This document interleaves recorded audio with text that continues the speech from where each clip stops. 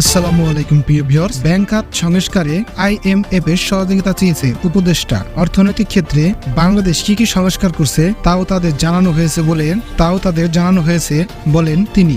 Bank খাত সংস্কার এবং অর্থ পাচার বন্ধে আন্তর্জাতিক মুদ্রা তহবিলের আইএমএফ ব্যাংক খাত সংস্কার এবং অর্থ পাচার বন্ধে আন্তর্জাতিক মুদ্রা তহবিলের আইএমএফ এর কাছে কারিগরি সহায়তা চাওয়ার কথা জানিয়েছেন অর্থ উপদেষ্টা সালাউদ্দিন আহমেদ। তিনি বলেছেন, অর্থনৈতিক ক্ষেত্রে নানা সংস্কার এবং পদক্ষেপ নেওয়ার জন্য অর্থ প্রয়োজন। আমরা যতটুকু পারি দেশীয় সম্পদ আহরণ করব, কিন্তু কিছু কিছু জিনিস আছে বিদেশি সহায়তা লাগবে। আমাদের সম্ভাব্য কি কি দরকার বৈঠকে এ বিষয়ে আইএমএফ মিশনকে জানানো হয়েছে। বাংলাদেশ অর্থনৈতিক ক্ষেত্রে কি কি সংস্কার করছে তাও তাদের জানানো হয়েছে। সামনে একটা মিশন আসছে, সময় কিছু লাগবে।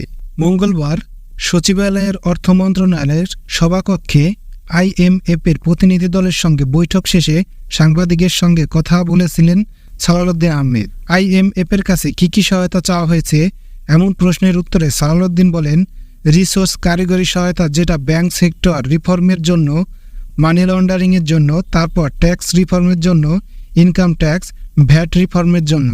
শুধু আইএফএম না, অন্যদের কাছেও কিছু চেয়েছি। কারা কি সাহায্য দেবে সেটা কোঅর্ডিনেট করে আইএফএমকে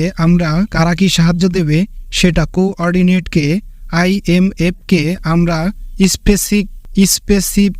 স্পেসিফিক বলবো ওদের কাছ থেকে আমাদের কি কি সাহায্য দরকার। ডুপ্লিকেশন না করে সবাই যেন একযোগে এফোর্ট দিতে পারে, অর্থাৎ 2-3টি সংস্থা একই কাজ করবে কিন্তু রিসোর্স লাগবে। আইএমএফ এর প্রতিনিধি দলের সঙ্গে আলোচনার বিস্তারিত তুলে ধরে উপদেষ্টা সালাউদ্দিন বলেন, আমাদের রিসোর্স গ্যাপ কি পরিমাণ লাগবে সে বিষয়ে আমরা আলোচনা করেছি। ওরা ডিটেলস আরও আলাপ করবে। আমার সাথে নীতি ও মূল উদ্দেশ্য নিয়ে আলাপ হয়েছে। ফরেন এক্সচেঞ্জ মার্কেট ও ব্যাংক রিফর্ম নিয়ে কি করবে।